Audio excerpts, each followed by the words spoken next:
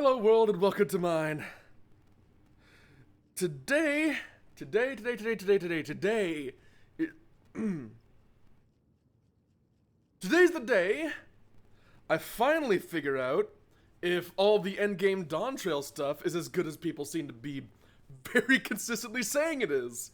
Like, the only ill thing I've heard about the Dawntrail post game is that there's like a boss in one of the dungeons that people don't like. And that's something that people have been very consistently saying, but that's everything. That's everything people say. Other than that, I've heard only good things. Like that the dungeons are great, the music is awesome apparently, and I'm looking forward to seeing for myself. So right now I'm talking with this cowboy lolly.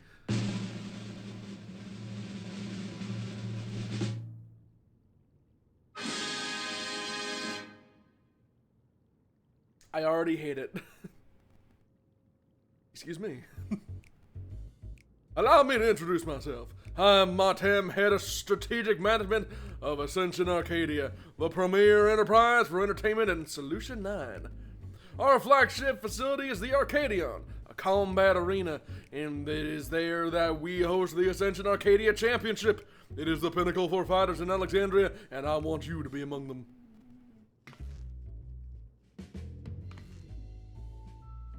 As you may have heard, circumstances forced us to close the arena's doors for a time, but the time is tight to reopen them.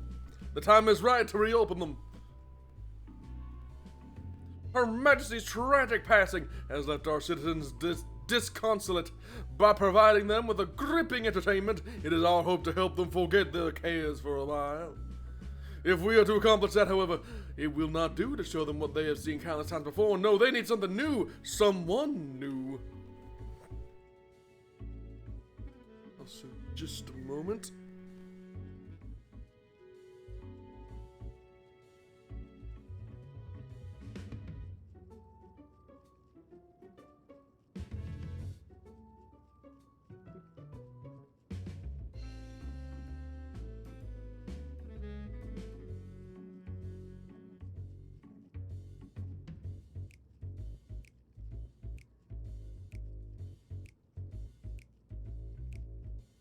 Okay.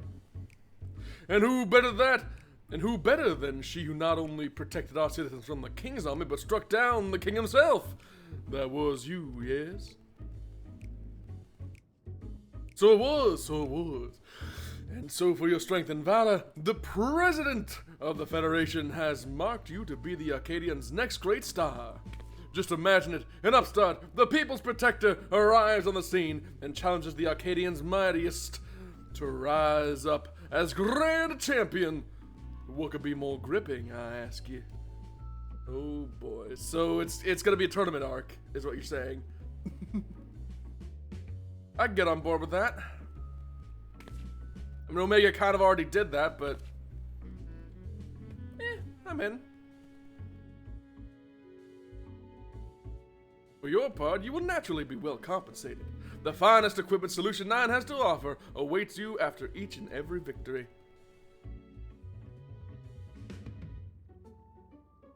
I'm in. I dare say that this has you enticed, but you needn't make up your mind right away. If you're keen to test your strength and win rich rewards, then come to the Arcadion at the end of this avenue. The attendant will show you in. With that, I bid you farewell for now. I shall look forward to a favorable response.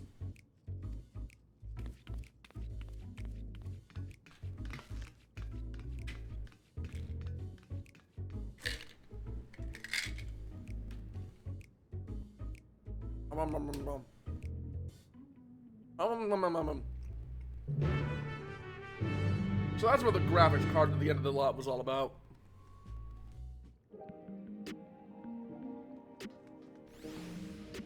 Before I do that, though, I have some dungeons to worry about. Where you see, I haven't done either the new, not the new dungeons, because they're not new anymore, because they were here on release. But I haven't done either of the post-game dungeons, and I wanna give that a shot.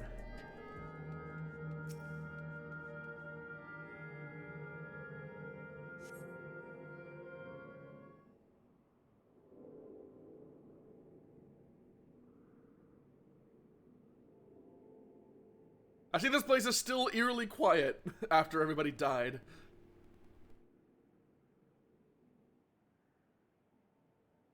Hello? Hello? Anybody? Is there anybody out there? Ah, there you are, Suzume.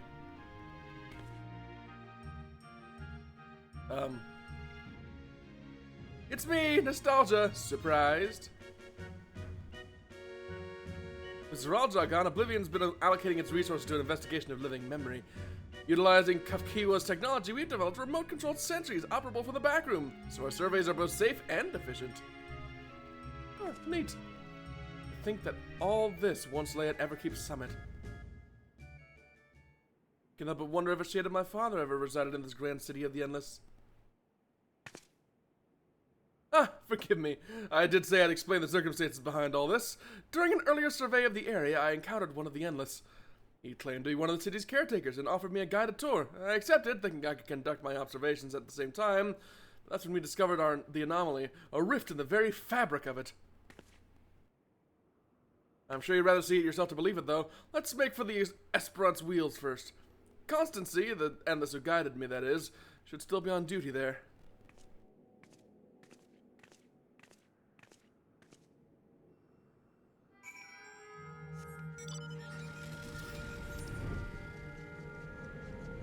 And now I'm reminded of why I'm glad to have invested in flight. GG, those who wanted me to walk there, I will be disappointing you today.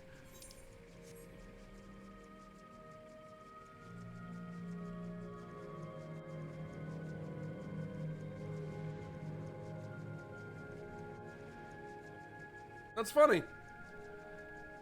This, like, there's like two to three different textures that dominate the place now. And under normal circumstances, one would call that like a pretty major cost-saving measure. But like, we saw the place all lit up and varied before, and now it's all gone. So like, what the fuck? Hello, Constancy. What you got for me? A warm Yesterland welcomes you, my friend, or should I say welcome back. I had not expected you to return as our anomaly slaying volunteer. I do hope I was able to make your first visit to the Gate of Remembrance a special one. Your associate here informed me of what occurred afterwards, namely Her Majesty's regrettable demise. You needn't fret, I harbor no ill will. I, for one, would not wish to remain endless at the cost of such terrible sacrifice to worlds beyond. Though your efforts saw the city's terminal deactivate, I somehow remain. Still, I am grateful for my survival, as it allows me to discover this particular phenomenon. A lost district of living memory lies beyond this rift, you see. I previously informed you that our beautiful city was comprised of 4 areas, but this was not always the case. Numerous others once thrived until one day, everything was irrevocably altered in an attempt to bridge our world to others, and several districts were consumed in the process. Among the areas lost was a resplendent amusement district known as Dreamborough. This rift, however, allows us access through its streets once more. We took a cursory grandeur of the place for ourselves, since we were curious to know what became of it. There's nothing amusing about it. Quite the opposite, actually. We were completely chased out by a horde of angry ghosts. After decades disconnected from living memory's aether supply, we must assume that the Endless who resided there were no more. The once idyllic atmosphere has been marred by a dismal shroud, and I dare say our poor Dreamborough has warped itself into a place of nightmares. I was excuse me. It has returned to us a lost soul world. Longing for connection, the beings within have come to call it the Strayborough Deadwalk. Now that it's connected to living memory, its presence is a risk to the city, so we'd like you to brave the Deadwalk and shed some light on this mystery. By murdering everything inside. You have my thanks. I regret that I cannot give you a tour of the place myself, but know that I shall be with you in spirit.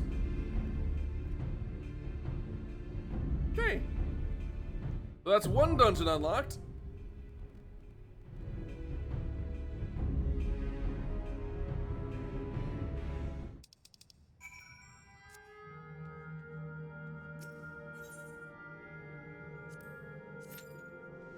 Let's give it a shot.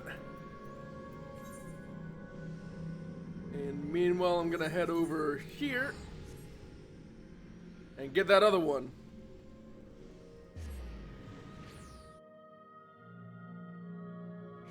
I'm going to assume I'm gonna get, what was the Endwalker dungeon?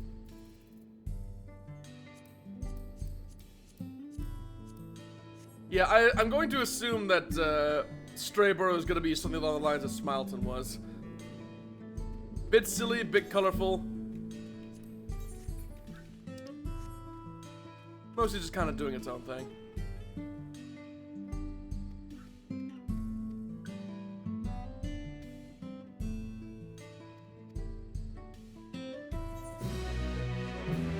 And that should unlock the Land, Sky, Sea thing.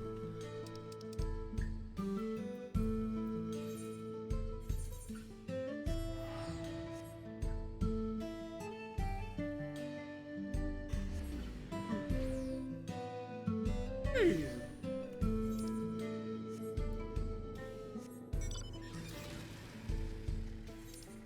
And this should be the path to the other dungeon. It belongs in a museum, they say.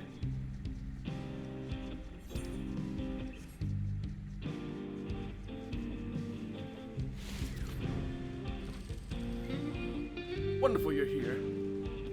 It is a landscape unlike any other, teeming with the sabotendas of all shapes and sizes. I call it Tender Valley. Doubtless the ruins have remained untouched for all these years due to its barbed environs. After all, none would wish to become a victim of their thousand needles. Though I believe the ruins nested deep within the valley to be Yahui in origin, closer inspection revealed no teeth even I could not recognize. There's a new discovery waiting to be found within, I'm sure of it. Alas, the defense mechanisms protecting you went far too much for the mercenaries I hired. You would be wise not to underestimate them yourself. Lest I forget, you should know that I dropped some of my notes concerning the expedition during my escape. If you would note of my findings, I encourage you to search for the records during your exploration. I shall wait to return here. I entrust to you the honor of discovering the unknowns which lie within.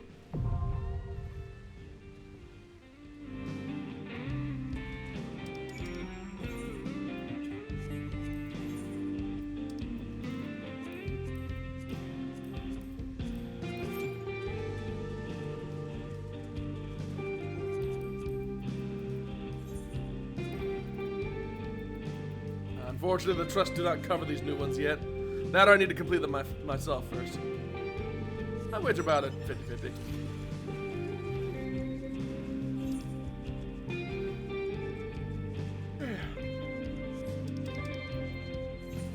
And in the meantime...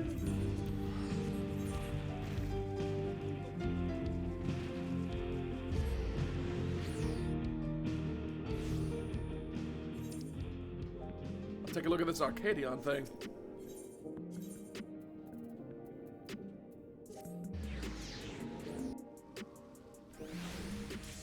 Oh, there we go. Tender Valley, let's go.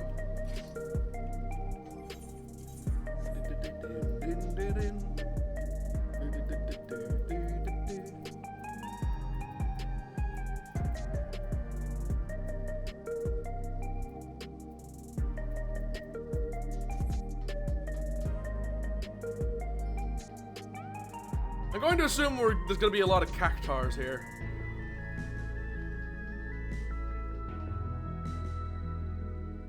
I feel like that's a safe presumption to make, given his description in the deserty environment.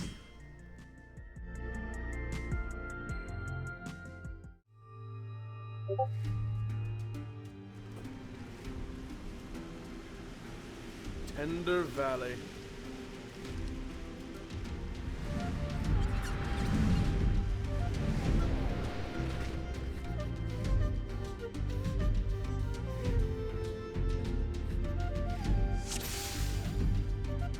Hey. Oh shit, Gabe wants in. Okay.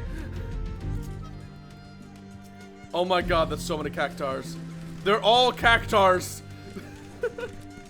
Even the ones that aren't cactars are cactars. I already love this.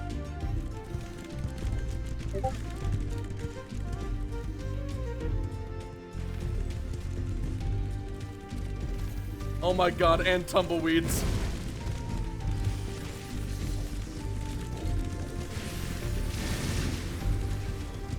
Excuse me while I remember the controls, because I've already forgotten again.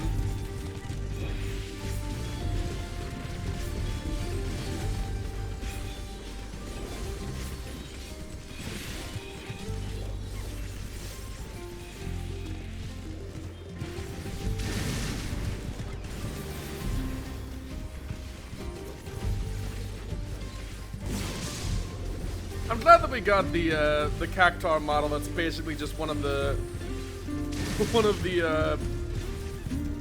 Midas bosses, but in cactusy form.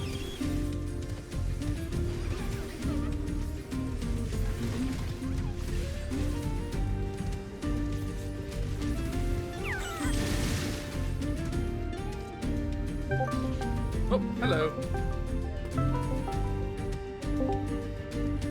Oh, you're on TV. Hello, I'm on the same way I was last time, just as a forewarning. Understandable. I am watching Devastation. Devastation? Yes. It was not his intention. Oh, that's what you mean. Okay. Still fighting Ultima, I guess. I'm in the cutscene. Like, literally, that line is gonna happen. Now? Come on. Why is it taking so long? Because it's Praetorium. La Brea laughing. Well, no, it's not Praetorium. It's just Ultima. Well, yeah, but it's the latter half of Praetorium. Whatever. Split all that stuff out. Yeah. It's still Praetorium. It is the Praetorium section of the game. Yeah. It's still cool. I still like enjoy doing it, which I think says a lot. So which dungeon are you in? I am in the Tender Valley. Okay. I'm in Cactus Land. Gotcha. I set up the Discord stream so you can see it too if you want to see where I am exactly. I don't know if I can really do that on my phone. Oh right, because I'm mobile. Yeah, I'm not on my computer. Oh my god, its eyes are so tiny. Which thing? Is it the buff one? The Barrel Tender. Okay, yeah. The Swole Tender. Heavyweight needles. Hello. Oh, yeah. Oh.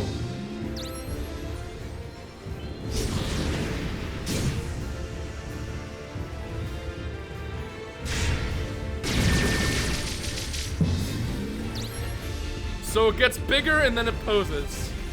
Yep. Are we sure we're talking about cactars here? And not something a bit more suspect?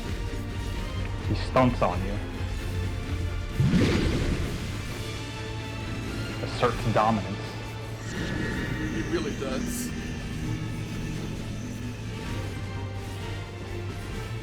Oh, it's Titan, I just realized.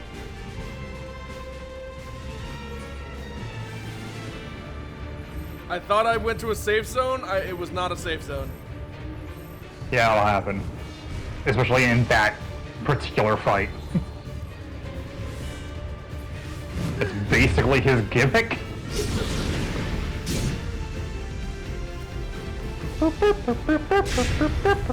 No! God damn it! What? Is this the part of the game people were complaining about being too hard because I actually have to care? No. It's the other dungeon. Oh, is the other dungeon like really tough? It's the first boss of the other dungeon. I see. And specifically only that. Or for me, that's the only thing that I genuinely don't like. No, no! Damn it! So that'll be fun to go do. I do also have the raids to be done, and that I'm really curious about. Yes. Because like everyone, I mentioned this before, but I'll mention it again. Literally everyone I mentioned has only good things to say about the post-game stuff, except for you talking about the one from. Oh, we had to find the one that's not blooming, not a space between them. I'm a fool. I'm probably about to die because I have 3 vuln stacks and this is about to raid wide. God. I have to care so much now when I do these fights. I'm still not used to it despite having done 10 levels worth of it.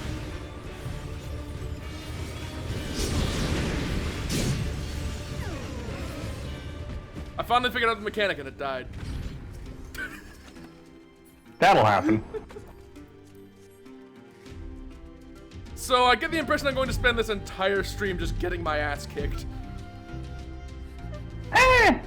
I think the first bosses of both of those dungeons are the hardest. Oh, really? Or the most complicated. Oh.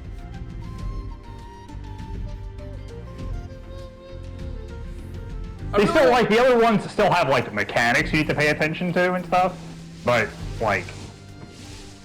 Not as severe. I guess they're kind of, I guess they're like wake-up bosses. They're a little bit more intuitive, I think would be a good word. Oh, that's fair.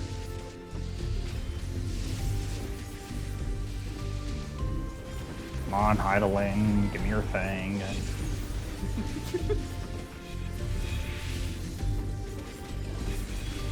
Prayer of Light 1, 2, 3.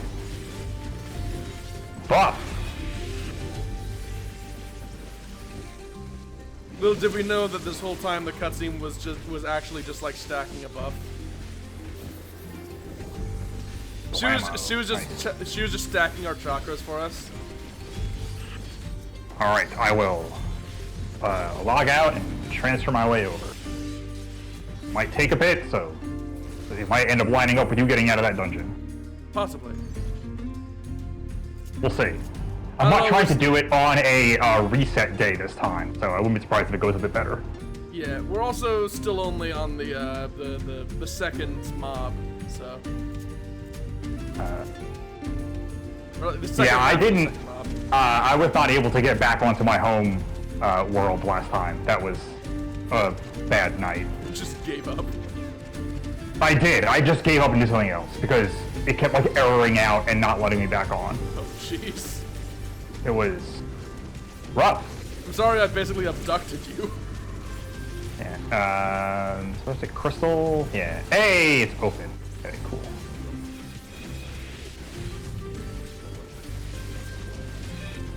Can I just say I'm starting to really appreciate Viper? It's cool.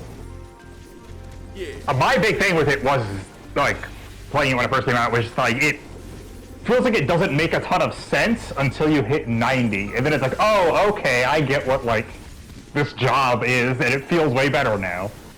Oh yeah. I feel like everything leading up to that is just like trying desperately to get you used to how the wacky combos work. Yeah. Because like until then, look at that. Yeah, until you get like the I guess at this point it's not the dreads, it's the vices. Until you get those, it's like it really feels like a new. What the fuck am I looking at?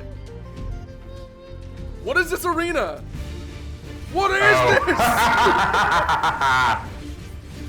I know exactly what you're doing. What? It'll make sense. Okay, it was just bombs that time, I guess. Oh, I see how this works.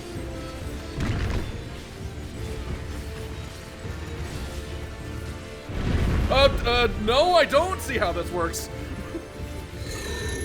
let me transfer in a minute, but now it won't let me log in.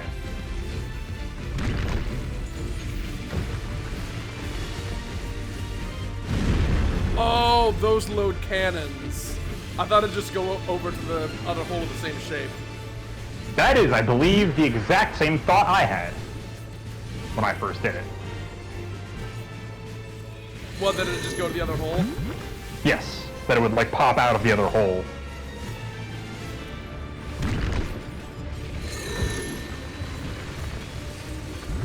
It is way simpler than I gave it credit for.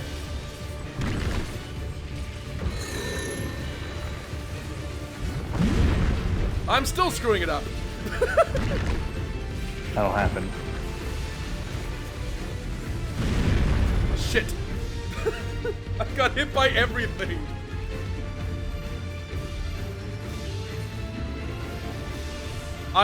No one else has died during this entire dungeon. I've died 3 times. I mean, it's your first time doing it, and other people have been doing it. There we go. Okay. Oh yeah, you're right. I keep forgetting this would have been what people have been grinding this whole time. Wow, I'm really behind the curve, aren't I?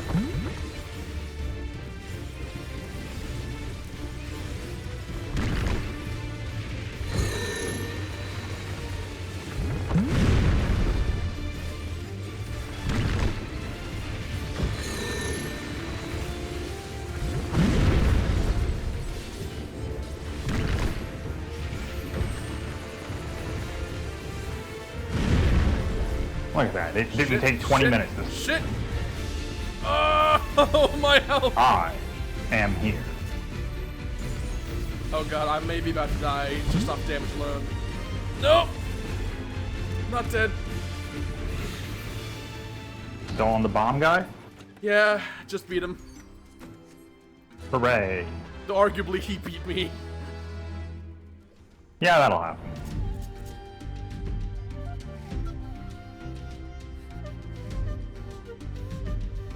Yukui Orb.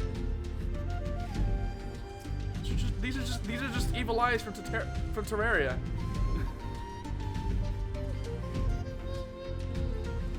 What, are we gonna be fighting Skeletron at the end of this?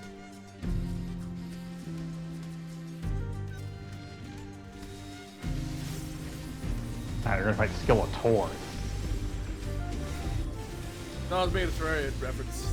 Like Skeletron, the big guy with the arms. You make it sound like I have literally ever played Terraria. You never played Terraria? No. Not everyone would have played Terraria. I did not play games on PC, basically ever. And also that genre is just not my thing. I don't enjoy the, like, crafting games. Like, I've literally never played Minecraft. Uh-oh. I'd offered to introduce you, but I don't play Minecraft anymore. I don't really want to play either of them. Good. Like I said, it's not a genre I care about or enjoy. That's fair. I think I've mentioned so fast. I think I've mentioned not enjoying make your own fun games, and those are basically the pinnacle. Understandable. Wait, no, I recognize this. This is Ronka. This is Ronka. Why are we in Ronka now? Who knows?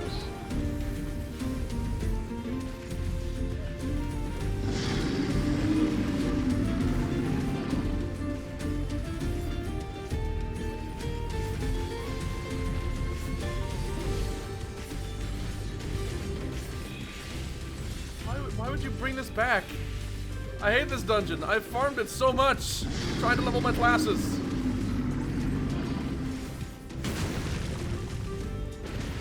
I don't like this dungeon anymore. They brought back the dungeon I didn't like.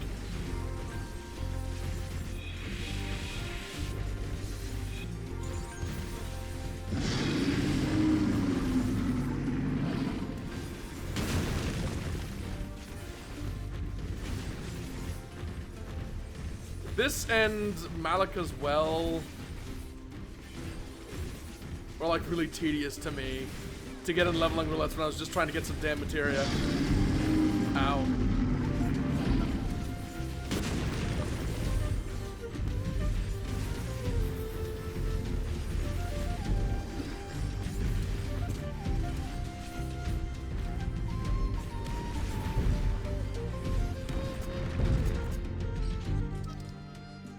That's a pot.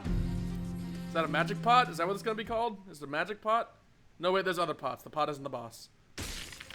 Never mind, the pot is the boss.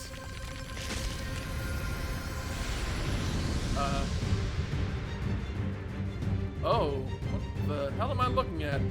Oh, what are you? What is this? Inexplicable entity, the greatest serpent of Tural. Wait. Have you never seen one of those guys before? What am I looking at? Did you never do the the like Allied Society stuff in Shadowbringers? The what? The Beast Tribe stuff. No. Oh. Cause those guys are a whole thing. Oh. The snake guys have been around for a long time. I had no idea what this thing is. Jesus Christ, it's like you don't even play the game. Oh, those are lanes. Well, man, I just don't care about beast tribes, because I don't do, like, crafting and shit. I raid, and that is the extent of my personality. Yeah, it's a lot of people. Okay. And I'm the opposite. I'm going to assume that's gonna be a circle. That's a big circle!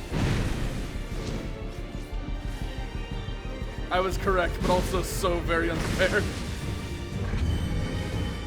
Greatest labyrinth. Oh yeah, that's a fun one. You feel a longing to vacate your mortal coil? What?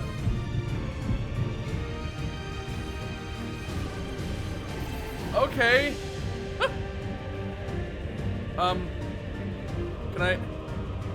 Can I not? Okay, I guess I'm not allowed to leave till the whole party does the mechanic. Bouncy council.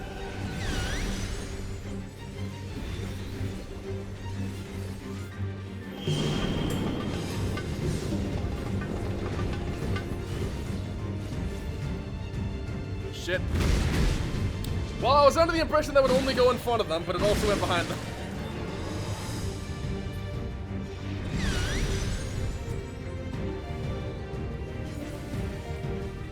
Is that a flan version?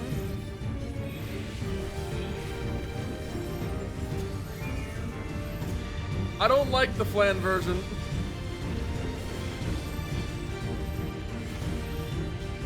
I really don't like the flan version.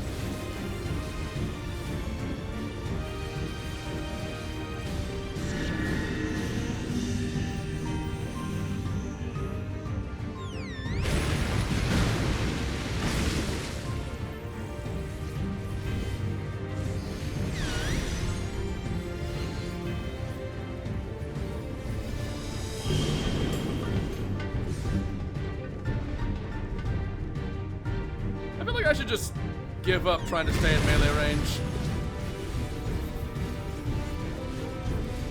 Yeah, that's kind of the story of a lot of stuff in the post game. I kind of regret using a class for this that relies so much on positionals and keeping up time. Yeah, I mean, it's a thing my brother has also not been super crazy about, because he means Reaper. Reaper, I imagine I'd have a lot less trouble. I mean, it's still annoying. There are plenty of parts of fights where he basically just has to give up on doing positionals and stuff. And it's a little stupid. Okay, that was weird. To be fair, I think it's more it's a lot more interesting because, like, with planning, I think I could pull it off, but it's a lot more than It's It's very funny that you had no idea what that thing. I'm so confused Also, every time I look at this thing. by the way. Yeah. Like, I feel like it's better that than everything will always have very obvious ways to maintain uptime for 100% of the fight and you never have to think about it. I mean, it's nice when you can play the game.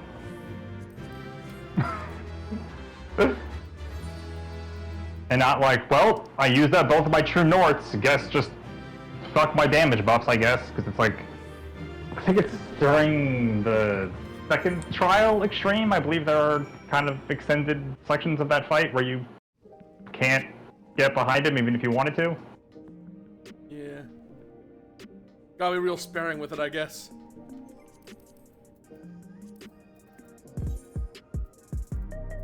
Where are you? There you are. So, do we want to go for the second dungeon immediately, or try getting into a raid? I can do either. Give me a sec, because I'm not on the right class. Just doing hunts while I was waiting. Okay, well, I'm waiting for you to handle that. I'm gonna do a cutscene. I believe there's a cutscene here. Alright. It's asking me to enter the Arcadion. Oh, yes, there will be a cutscene to unlock the raid. Yeah.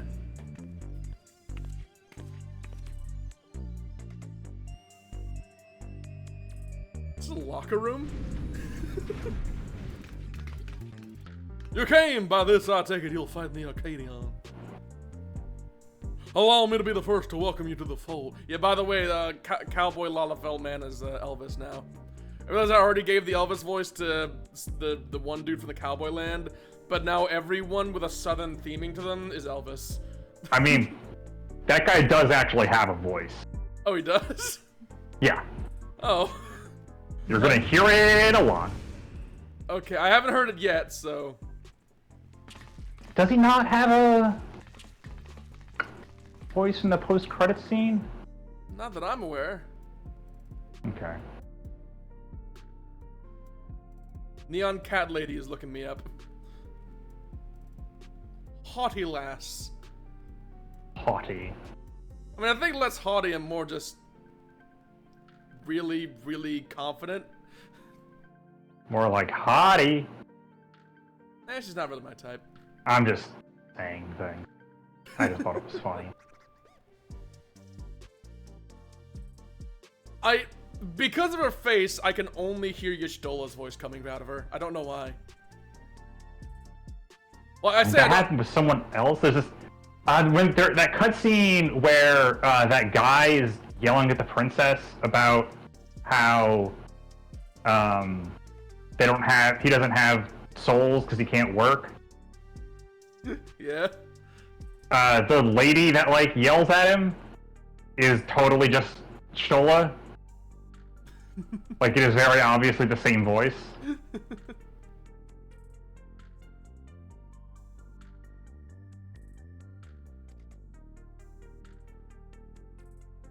Darling damsel. Well, oh god. Well, this one's definitely gonna be the Valley Girl type, judging by her demeanor. Well, aren't you just a treat? I look forward to meeting you on stage. I mean, that's Southern, not Valley Girl. They kind of blend together for me. They're two different parts of the country. In South and West. So, Southwest. And Hulking Bruiser is very enthusiastic about punching me. Great, now I really hesitate to give any of them voices now that you're here. I feel self-conscious. Despite all of this being public. And now they're leaving. Cool. Well, those are some of the fighters you'll face. They're all characters, as you can see. But I hope you do not take offense to their words. Consider their way of welcoming you. Now, where was I? Yes, as I've mentioned, the Ascension Arcadia Championship is a fighting competition. The realm's mightiest duke it out in a bid to become the grand champion. I have no doubt that all Alexandrians will be captivated by their journey as a challenger and cheer you on as you fight your way up the ranks. And speaking of ranks, the fighters of the Arcadian are divided into 3 tiers: light heavyweight, cruiserweight, and heavyweight. The ultimate objective is to become the undisputed champion in all the tiers, and thereby rise up as a grand champion. As a rookie, your campaign begins in the light heavyweight tier, where you must defeat your 3 rivals ranked therein.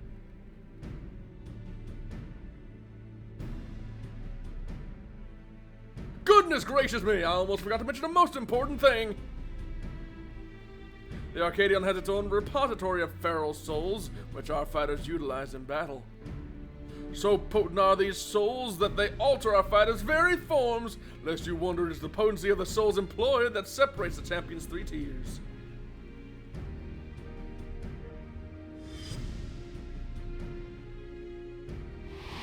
I was wondering if that was ever going to come back into play. Now, I am given to understand you do not use a regulator. Even when you face the king, you did not rely on souls of any kind. That is most impressive indeed. Be that as it may, it would be egregiously unfair for you to compete with naught to balance the scales. Fortunately, here at the Arcadion, we also have the souls of former champions in storage. We'll use them to create allies to fight alongside you. Oh, is that the lore?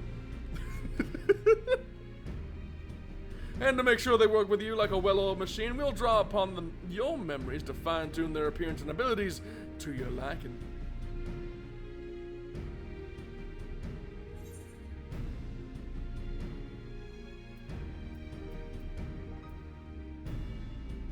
I was hoping there'd be a third option to say, I've heard this before.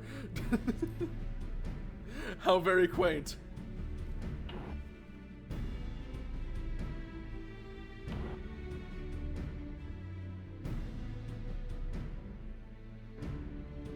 I feel like a lot of my response to much of this could be summed up by just cutting to that one part of Aragon with the guy with the close-up of the guy who's like, how quaint.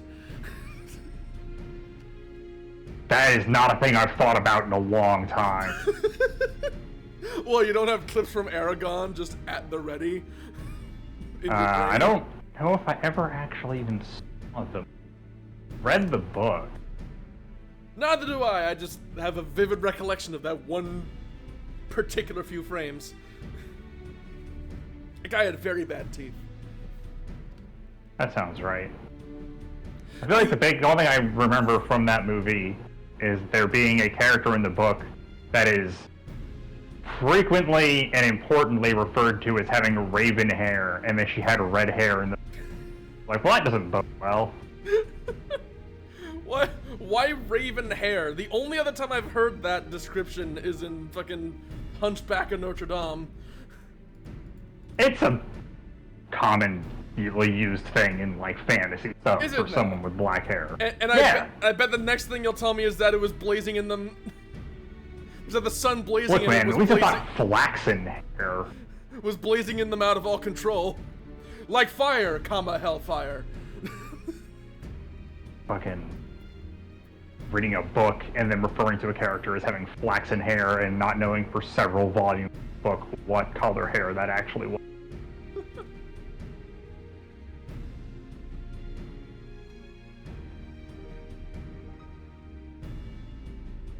So have you unlocked stuff? No, I had stopped for our little tangent about Gotcha. Aragon. About Aragon? Yeah. Only the important stuff. I want to like carry it on as a motif, just making Aragon references for the rest of this, but that's literally the only thing I remember from Aragon. I already said the only thing I remember.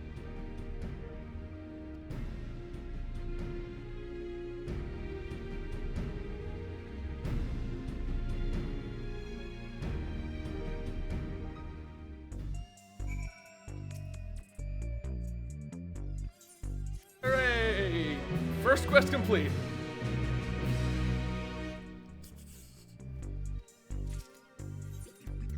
Claw in the dark. The time for the first match. Hope the cutscene isn't too long.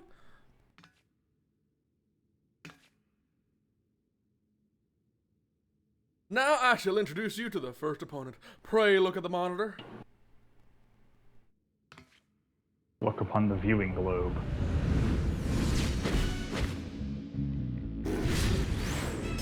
Oh god, they gave them all their own like fighting game intros. This here is Black Cat, feared as a claw in the dark. That's right, she's the one who took your measure earlier. While she's still a rookie herself, you'd be wise not to underestimate her. She has a real talent and is expected to go far.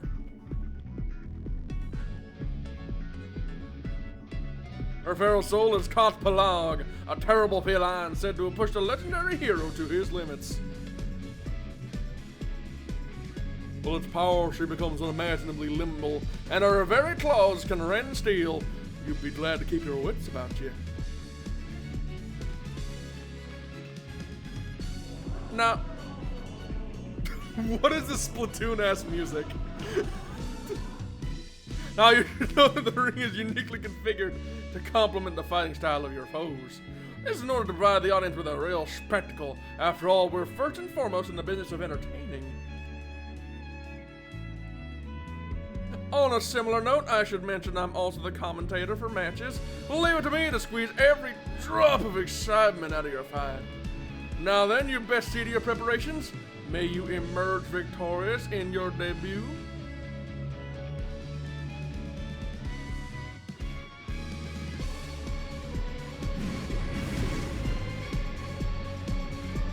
What is this music? I really hope this isn't the battle theme. AAC Light Heavyweight M1 now accessible. Cool. All right. All right, you ready? Yes. First raid of the new. Wow, that's literally just a boxing cage. Should I go as Viper or as Reaper? Because I have both of them unlocked. Whichever you want to play at. I guess I can't go Reaper unless I go grab the job gear. Oh. I did everything as Viper, so it's the only one I have max level gear for. Gotcha. I see you're running as tank. I probably should have just leveled Gunbreaker and just did this another day so I could get faster Qs. It's what I have as, it's what I have best gear on. Because it's what I'm doing for raids. God, I want to do Savage so badly. Now that I'm at max level, I just immediately thirst for it. Good for you. Why do you sound so perturbed? Is it because I said thirst? No, it's the way people get about endgame stuff. And it's not me. You say as the person who raids more than I do at this point. That's just because I, like, have a group. And also because I don't raid. Yeah, like, it's not why I play this game. Like, basically the only reason I care about doing Savage raids is because I want to see all the stuff. Like, I'm still a little annoyed I never got to actually legit do the last Eden fight Savage. Yeah, so am I. That's when the party disbanded that I had at that time disbanded. God, this music is fucking borderline litigious of Persona music. It's wild. I don't hear it yet.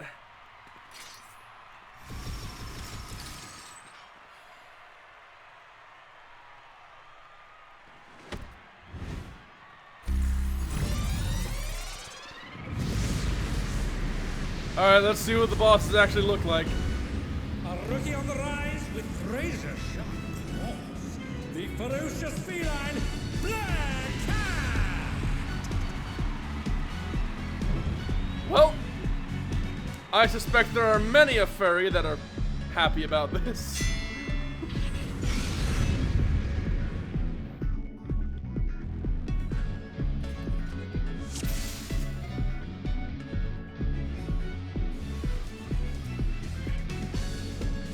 You're ready to be ripped to shreds. Oh, they have voices. Cool. Our challenger's first opponent, Black Cat. Like I said, you're going to hear this guy. It's a feline ferocity. a lot. Good to know. Also, he does not sound the way I anticipated. I sharpened these just I for wonder if you. he's the same guy who played the narrator for the play. The play? In Living Memory. Beautifully dodged. Oh! The guy who like rolled his R's like crazy. He might have been.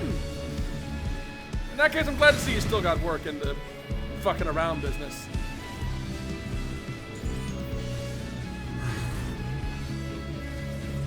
Can you dodge this, I wonder? Probably.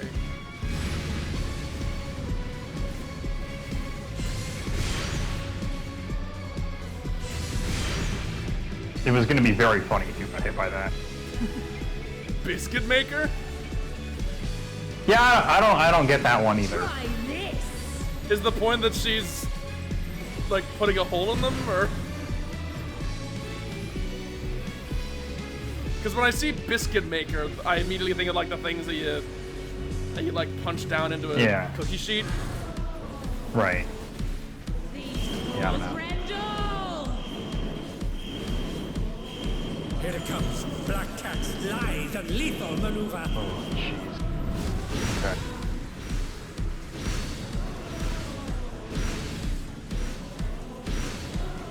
Huh! What? Yep. Excuse me? Please bear with us Yep. while we repair the ring. Oh. Going up. That telegraph, though. They're back on their feet. Yeah, What it's good. Oh my god, did he commentate when we get rezzed? Yep. They're still in it, but for how long? He has unique dialogue for a bunch of different things that can happen in the fight. Oh, you need to get onto yeah, there you go. I see. Elevate and eviscerate. Yeah, you need to get hit onto a non-broken. This is what P10 was almost, but like a lot more of it.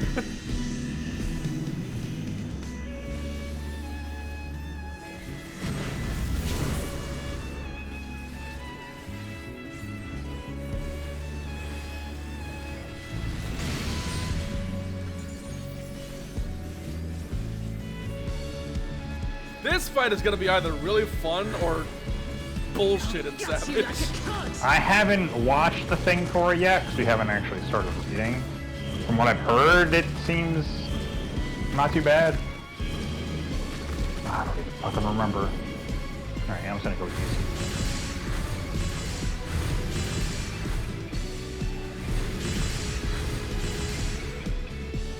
Fucking carbuncle. Hello.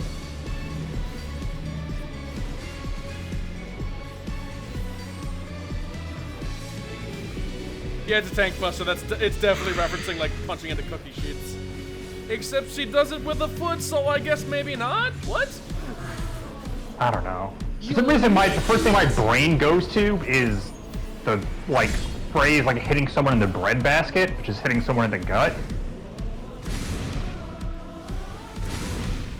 Okay, wasn't sure if she'd turn when she did that. I honestly forget that like every time, and I can never remember if she does. Okay, this is more along the lines of what I'm familiar with. Oh, but the challenger's still standing.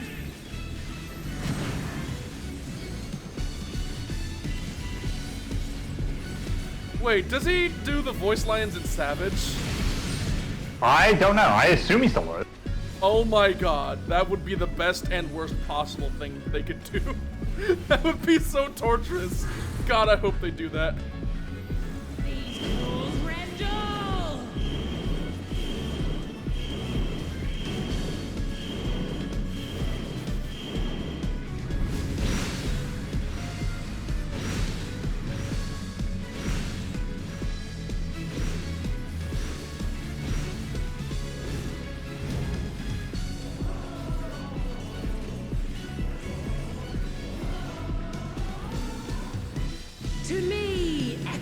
my soul. That sounds dangerous.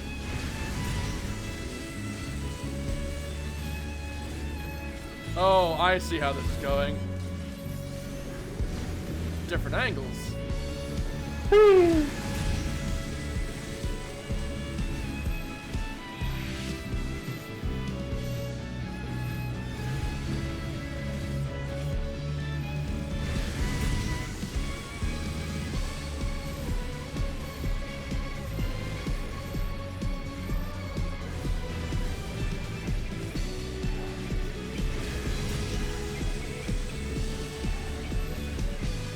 Oh, she's doing this a lot. Is it 4 times?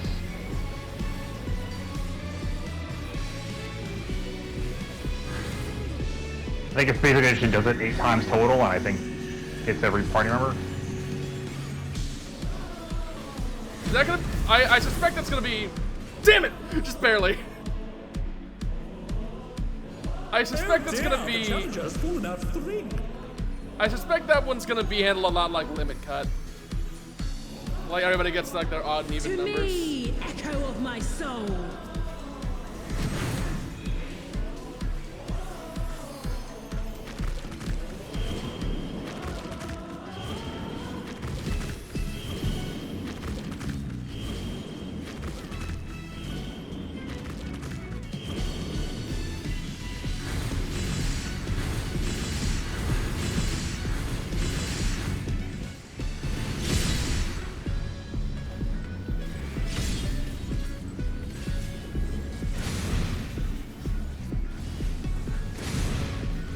Oh, limit break. I can do this. What power! Looks like someone isn't holding back. Oh, he references the limit break. That's nice. Yep. Like, he references the limit break, he references people getting hit by mechanics, he references people dying and people getting res. Ow. A Ow. vicious blow. Ow. Ow. That hurts. Holy shit.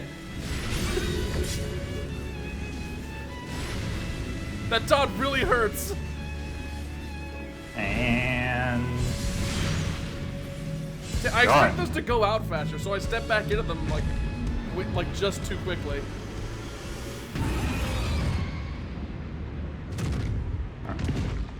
I do actually still need something from the third.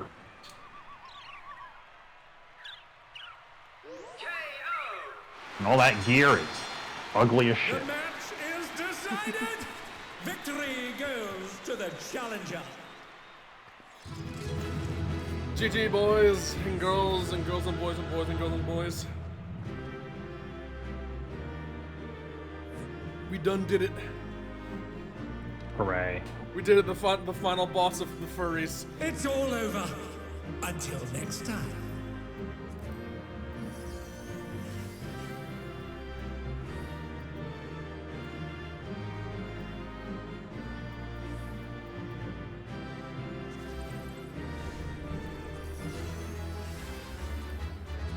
Oh right, I can only roll for one of them, can't I? Yep. Once I get one, I have to pass on the rest. Yep.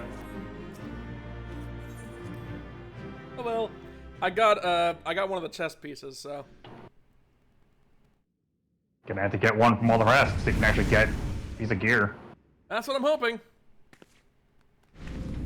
I need... Bravo, bravo! You are simply magnificent out there. I have to give a new voice now that I've heard it. The president's eye for talent is as keen as ever. So, now that you've had your first victory under your belt, I shall teach you more about the Arcadian. The championship traces its roots to a time in Alexandria long before the coming of the Turali people. It was very different from the beginning, though with matches pitting recreated simulacra against each other. That's right. The very same that you fought the very same that fought at your side.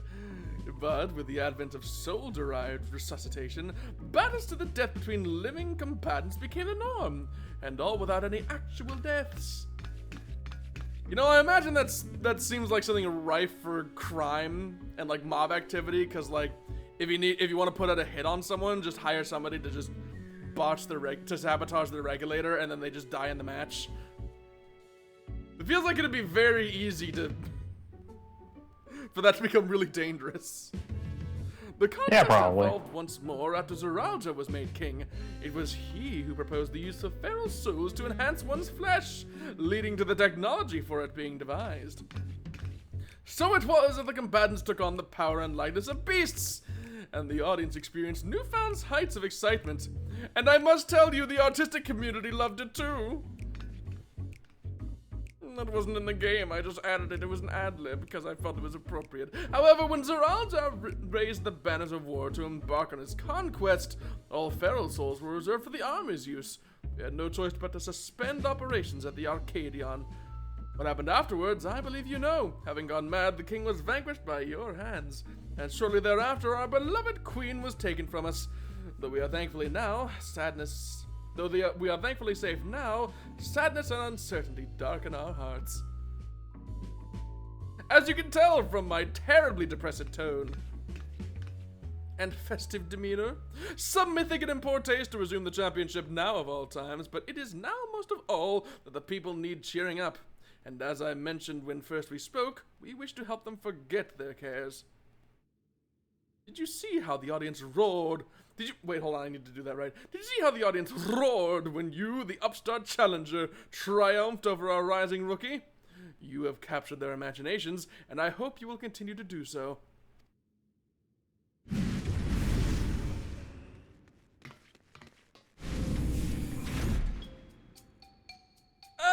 I can't believe I lost to someone who wasn't even using a soul! What are you? The protagonist. Damn it all. I can't leave things like this.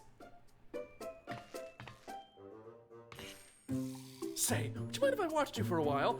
Don't worry, I won't have any hard feelings. I'm just curious, that's all, about what you can do. As long as you don't get underfoot, buddy. As long as you don't pull anything weird.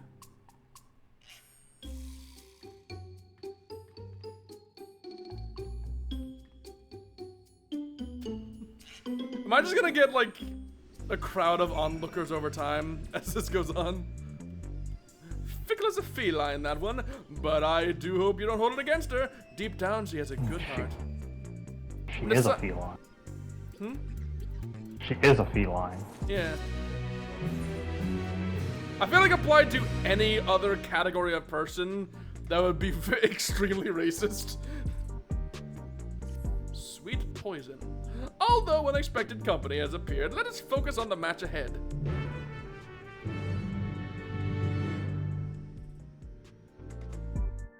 I find it funny that we've gone from like mildly like thematically appropriate, referred to as a tournament arc with the Omega thing, to actually just a tournament arc with this. Allow me to introduce your next opponent. I was trying to find a proper word a proper like adverb to describe, to attribute to that, but I just kind of gave up and threw everything at it.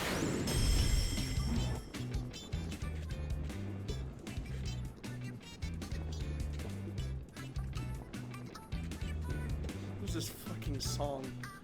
This is Honeybee Lovely, the darling of the Arcadion. That song, the whole thing? Wait, really? Yeah. Oh god, I hope not. As you can doubtless guess, she utilizes the soul of a bee, and an extremely venomous one at that. But rather than a poison, you should be wary of her ability to charm all before her.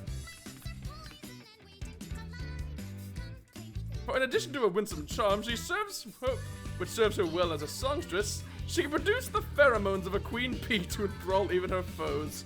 Those who fall under her spell delight in the torment she unleashes upon them. Which is why the audience will be spectating via special contraptions cloaked in holograms. It would do to have hundreds of people be enthralled. In short, there's nothing lovely about her. Despite what she might claim, you're in for a bad time.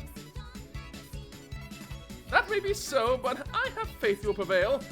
Now sally forth and show us your mettle.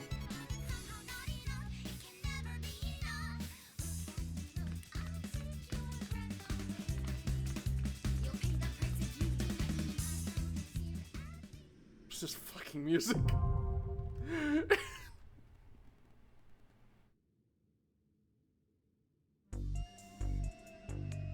Right, so I am slightly trepidatious going into the second one. Give me just a sec. Okay. I am in a raid, not a raid, of fate. Cutscene? Loading screen? No, I'm just killing things in a fate, and I want to get credit for it. Ah, right. I'm also on the wrong job, so you couldn't even queue for it if you wanted to. Explains why you're doing a fate. Yeah, there we go. Getting my ranged DPSs. How appropriate that I label as this as the sweet endgame, and then we do we do a fight based off a fucking honeybee. Wahahaha. All right, I'm good. All right. God. It's amazing how happy I am that I got this hair. I don't see the relevance, but okay. I just was looking at my character. I think you mentioned it before too. I'm not sure if it's healthy how much. Yeah. Well, I say it, I'm not sure how healthy it is to be that excited about my hair, and then I remember how I've been behaving the past few weeks, and I'm like, you know, maybe I shouldn't talk shit. Cause like I literally saw this when they put out like the patch notes, and like wanted it really bad because it's like the exact hair I've wanted for my character like forever. And then it was like, it's in the maps, and that kind of sucked. And then I've been doing maps with my brother like every day since we hit 100, and finally got it like the day before they added the dungeons. I hate everything about this.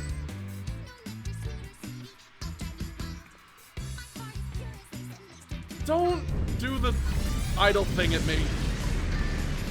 This starlet with a sting, the adorable but deadly, sweet but poisonous, honey bee lovely.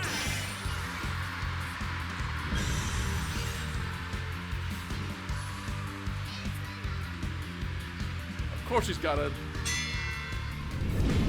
halberd. I thought that was a rapier at first, but that's a halberd. Okay.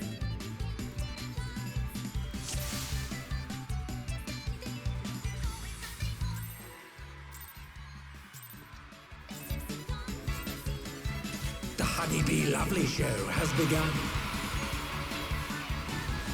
Let's put on a lovely show for the audience. Hmm?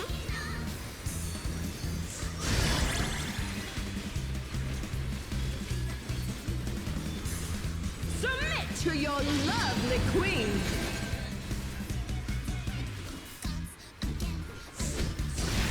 Oh, Beautifully dodged. that's not what I thought it would be.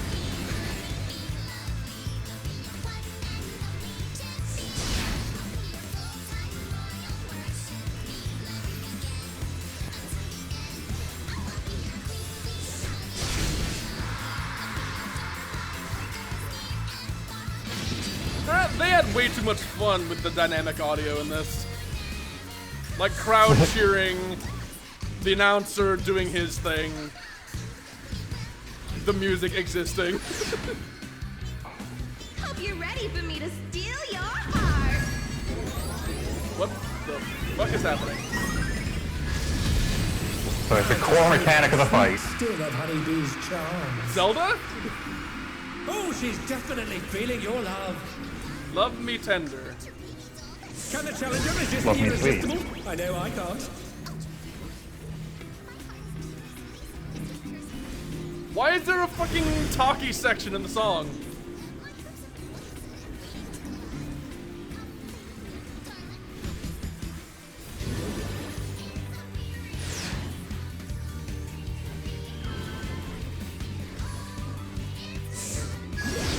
So I take it if we get 3 of these, we get charmed and something bad happens.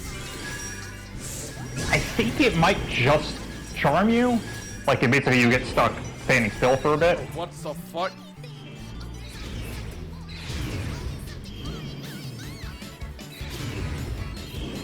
Yeah, this is a lot. Alas, her charms were not to be denied. Oh, got somebody.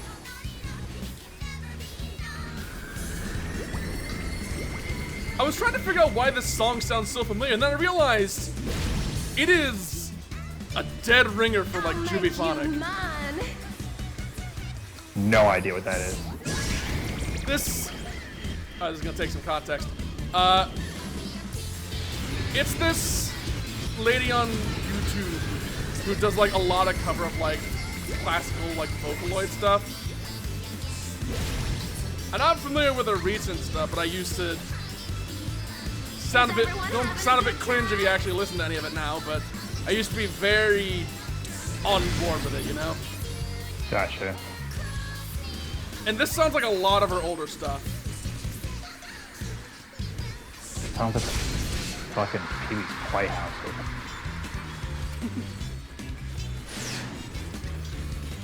A little taste to make it. It does actually sound like a lot of Vocaloid.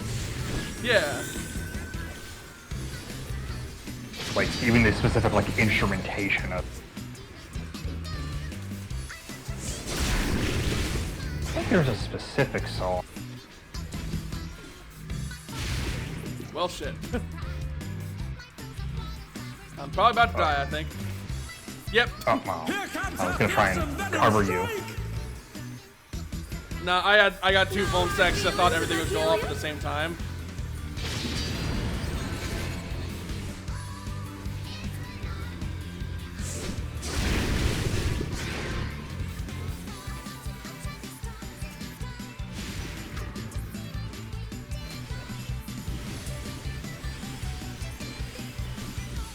Like the pacing of it as well. You're kidding me. It didn't work? It's so weird B hearing is this in this for game. brilliant. Yep. B is for brilliant? I just realized what she just fucking said. What's Yep. this? Honeybee has changed her routine.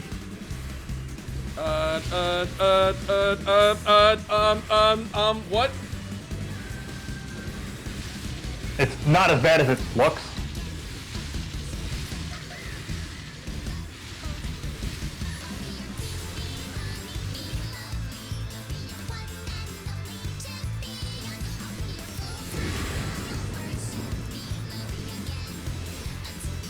Ooh, what a delightful battle this is.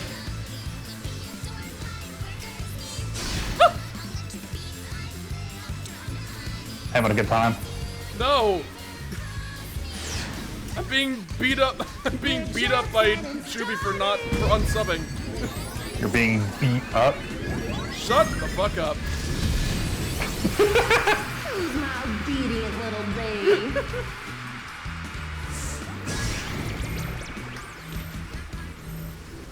Oh god, enumeration. Why? Why? Why? Why enumeration?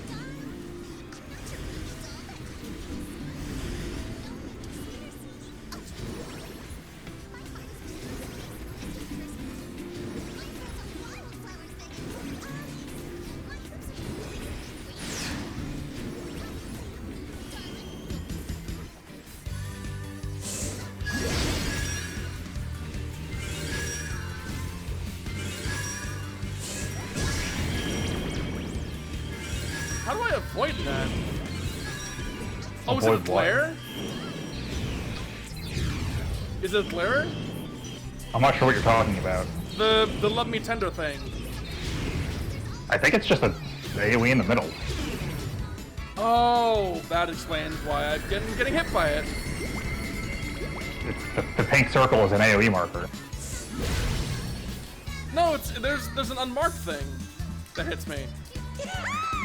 Your support means the world to me, everyone. We lost somebody. Oh no.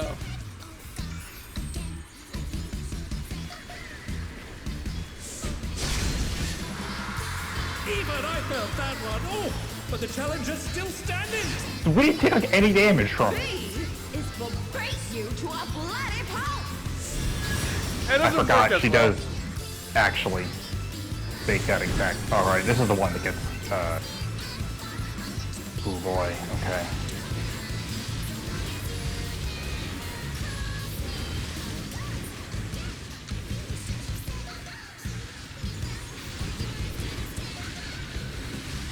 heard You're As Good As Dead in there somewhere. Yeah, it doesn't really fit, does it? I don't know, I appreciate that as a vibe. What do you mean a vibe? But like, the pop song that just casually mentions murdering somebody. Neither side is willing to eat. It's like one of those, again, comparing it to like amateur Vocaloid covers. It makes me think of like sometimes when they just give up on translating something properly, and so it like very obviously doesn't fit or rhyme or anything, it's just there. Thing I always think of with like pop songs with like Shit. lyrics that are like No! okay, that's a weird thing, is whatchamacallit, the Persona 4 dancing Damn. And they're done. has a whole plot point about this song that supposedly had its lyrics changed like before it came out. Still in it, but for how long? And then over the end credits, they play you the actual song. That's pretty cool, actually. That's a cool Yeah, well, and then like, I don't remember if they actually have subtitles for it because it is all in Japanese. But there's one bit near the end of it that's in English. Oh no. That is just like a chorus in the background, just going, "Nobody loves me," and it's just like a thing I think about a lot.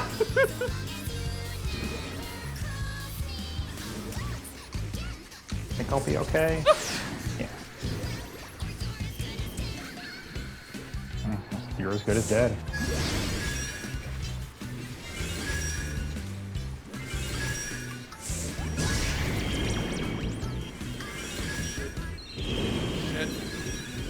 Shit.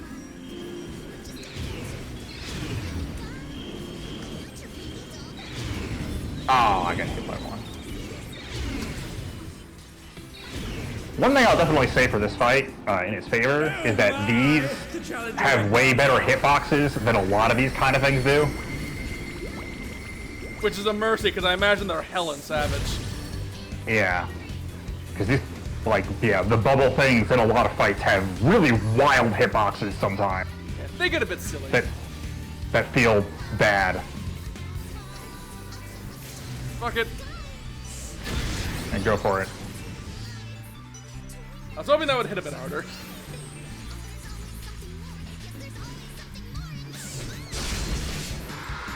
Cha-cha.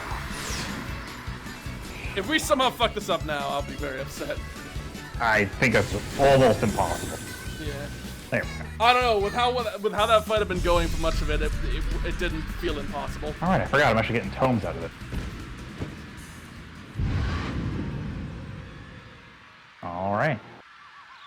Goodbye, B-Lady.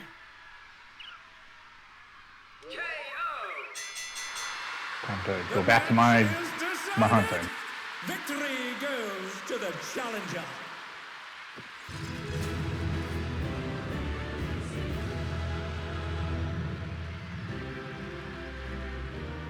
Also, I'm kind of impressed that we managed to go a whole expansion without mentioning primals. I just realized. Yeah, that was actually a thing with... It's a thing that I'm surprised no one in your party brings up. When they talk about the Yoktoi having like those dreams about the Golden City. Yeah, I and thought how for sure that would have been like a tempering thing, like a tempering thing. That's what I thought, and I was surprised that no one in your party brings up like, man, that sounds like tempering, because it does. Yeah, and then like when Valagarmanda came around, like, huh, it's a strangely long-lived thing with magic powers, and then it like sets people on like magical fire, but they aren't burned after. Like, I wonder what that could be. And then nothing comes of it. Nothing comes of it. Like, they add all these weird little details, but nothing happens with it. It's like, freaking, why?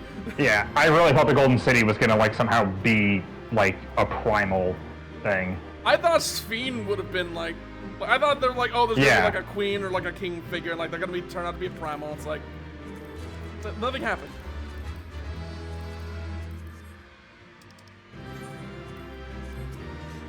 Like, I'm not sure whether to be upset that there wasn't anything like explicitly stated, or impressed by the subtlety of those little details being included, and like it's being left in subtext.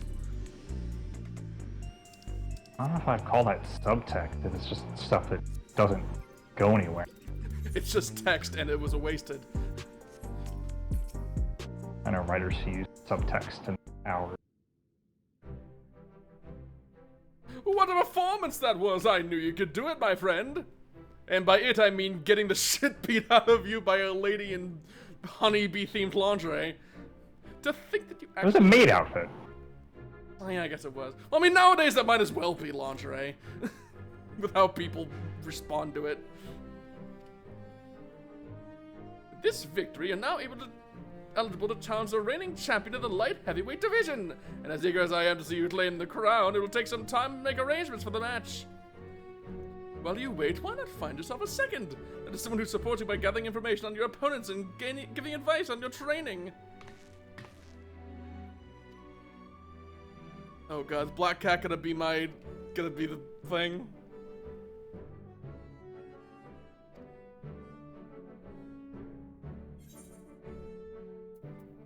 I have Black Cat in my corner. I don't see one. Can I please have a third option that says please? That just says please no. Like, I'd love to have that option.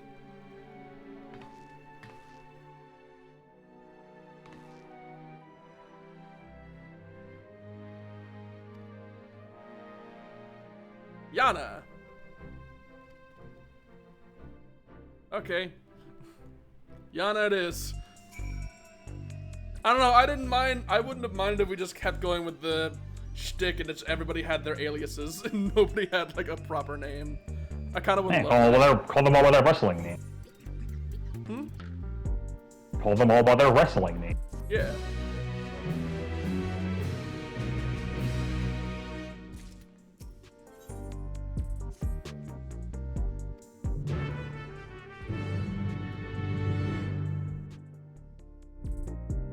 So there's only 3 fighters accounted for, and it's gonna be 4. There's gonna be 4 fights. This is true. So either we're gonna get detoured hard on our way to fight the champion, or the champion is in the end.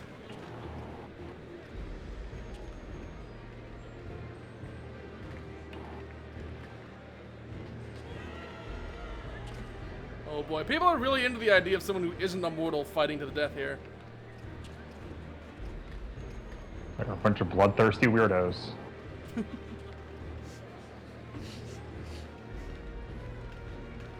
Oh god, the simps are coming out of the woodwork now. How dare you embarrass Sonny to be lovely like that? Enjoy this feeling while you can, new blood. You'll be begging for mercy come your next match. Now, we really are getting the whole gamut of reactions, aren't we? Forgot about.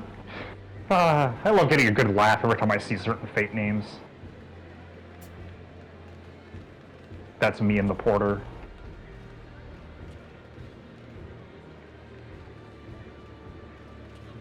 Me in the spotlight.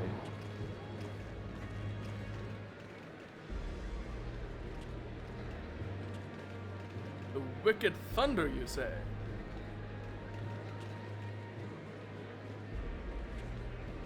Should I be concerned about somebody just like casually dropping a name like Wicked Thunder?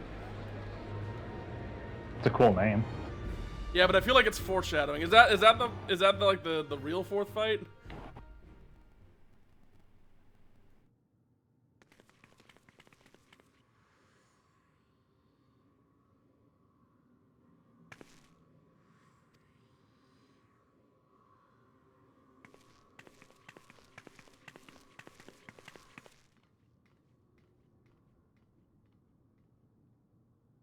Wait, why are we going to a gym? I admit I haven't been paying like the closest attention to what's been going on. I mean, I've been trying. Base of operations. Oh, I guess. Like, I've been trying to pay attention, but silly faces and hair keeps appearing in the background. It keeps drawing my eyes away from the text. Like, oh, that guy looks weird. This ashy ass elf with blue highlights. I think it is actually just to get away from all the simps. Oh, probably. Oh, small cat child. Hello. Pleasure to meet you, miss. My name's Naomi. Thank you for looking after my sister.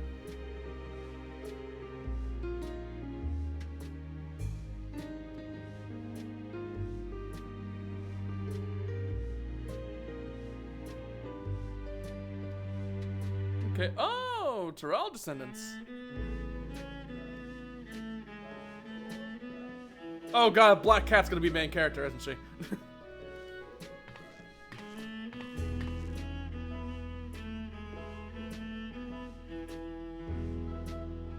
Because you reminded us of our parents, like them, you're averse to using souls. We, on the other hand, don't see such a problem with the practice. So at our sister's urging, we started wearing regulators after mother and father died. And because they weren't wearing regulators when they passed, that we still remember them. Well, oh yeah, I kind of forgot about the whole deleting thing.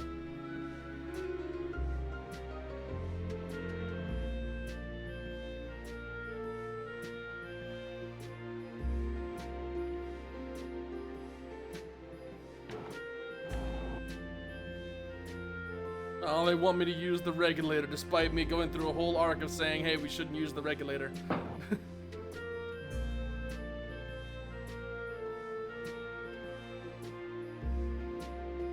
We should celebrate! Oh boy, oh boy, oh boy. It's time to get endeared to the side character I don't like.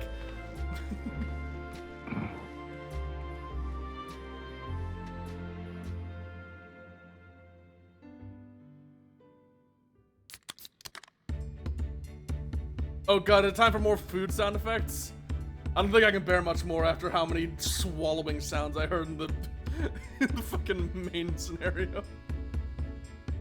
Speaking of which, why was swallowing folio such a motif in this quest line? Did you notice that, Gabe? No? Do you mean just like eating food? Yeah, with like weirdly pronounced sound effects for it. I can't say I noticed that part of it. Like, but yes, the food stuff was important. Food is culturally important. I guess.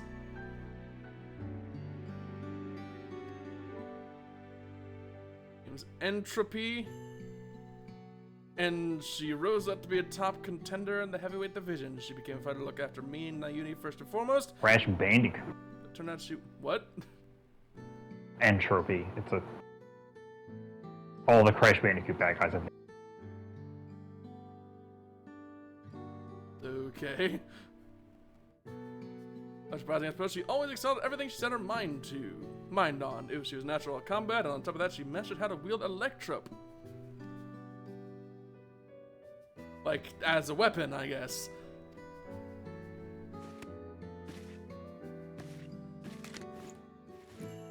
Oh, that reminds me! Hey, Gabe, remember when there was that whole thing about, like...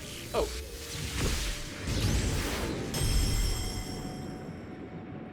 Yes. Oh, a cutscene came along that's showing me important stuff.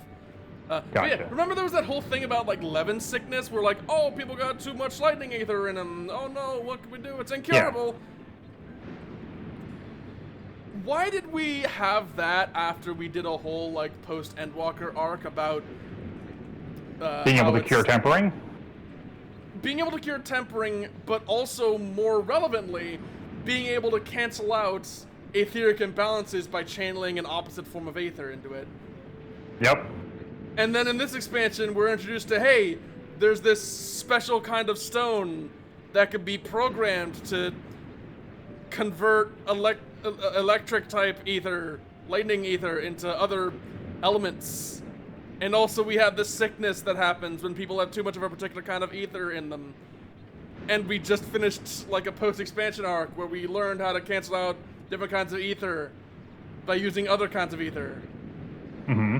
And there's this surplus everywhere around them that can just pop any kind of ether into existence by just feeding it electric ether. Isn't it? Oh, yeah. Why is this a problem? Do they, like, not consider that we can just make a bunch of earth ether and stuff them full of that, and boom, we've canceled out the lightning? Because I think it has to do with it being, like, in the air. Yeah, give them a fucking prescription. Feed them earth ether like it's goddamn cesium. Boom, you done. Why is it a thing? I don't know. The general complaints about that I saw was the whole being that's like we have the Porksies. It's like their whole thing. Why do we not offer to like help cure that kid that we meet? Yeah, that too. It's like no one there thought of it. No one who knows about the Porksies is thinking of it. I realize this is supposed to be like a soft reset as far as like stakes and plot is concerned. But if we're gonna keep bringing up things that we've seen before anyway, like, haha, it's other reflections, haha, it's etheric imbalance, haha, it's a thing that fucks around with calamities, it's like, you can't have it both ways, Yoshida. Yoshida Sensei. I like the expansion, but I don't like the Lv100 sickness. God, at least make it so, at least like make it clear that it's like once it's happened, it's permanent. Like, as opposed to like, oh, it's a constant etheric imbalance in them. It's like, that's curable. Like, that's established as to be curable. I mean, as far as them not getting that, like, I get it, because, like, we didn't learn how to do that until Endwalker. Yeah. But yeah, the fact that nobody, like, offers. Well, I mean, it's also a bit of a bit presumptuous to assume that they'd never have been able to figure out, because it's like, it's a common illness, common enough that the Queen is like intimately familiar with it. They know it's an etheric imbalance, and they know that Electrope changes ether. So it just feels a bit silly that nobody connected those dots. In all of Alexandria, nobody connected those dots. That feels like a thing that might not be able to cure it, because the way that I feel like the stuff gets presented in Endwalker with like the curing, tempering, and all that stuff, is that that's not like a simple process at all.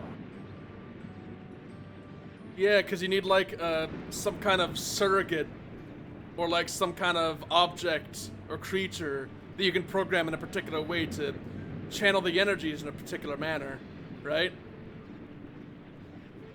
Yeah. Like how an Electrope terminal can be specifically programmed to channel the energies in a specific manner. I don't know. Maybe that'll be patch stuff. Whatever. I'll get back to the cutscene. Something Wicked Thunder. There were so many other things that I had bigger issues with in this expansion than that. Yeah, like Wookalamat's voice acting. Yes, you got up to Sphene. Listen to me. Sphene! My personal favorite was happiness. It was only one line that she mentioned it. It was like halfway through. But now every time somebody says the word happiness, I can't help but remember it. Yeah, my brother did that last fight a bunch to try and get the card, and he grew to... Kind of, I had a similar thing of just like, boy, this cutscene is making me like not like her as a character. Because I hate this cutscene so much. Yeah, it's like Okay, it's critique time. I didn't mention it at the time, but like looking back, I'm like, yeah, this really did kind of sour things.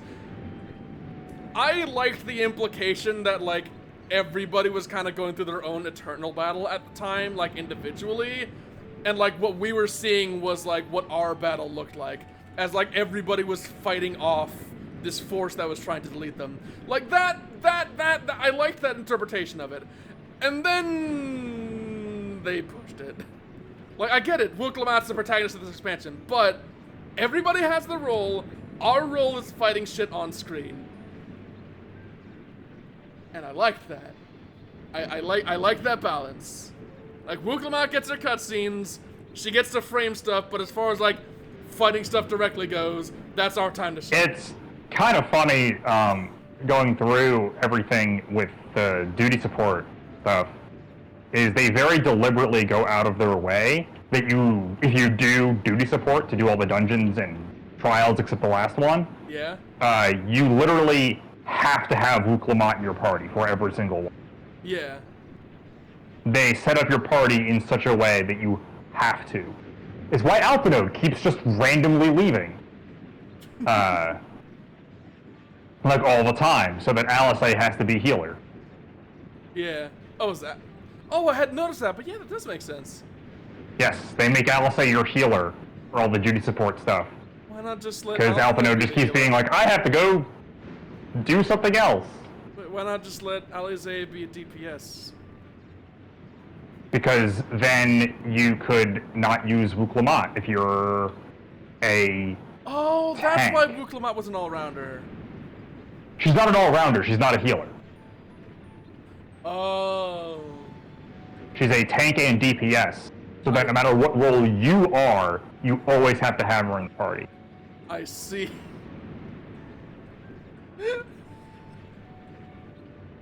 Why not just make it a requirement that, like, hey, Wukelamat has to be present?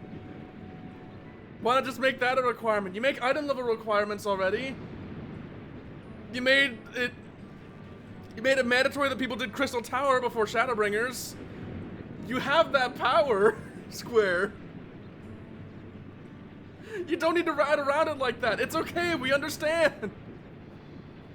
You have one of the most complicit player bases ever grown in the gaming sphere.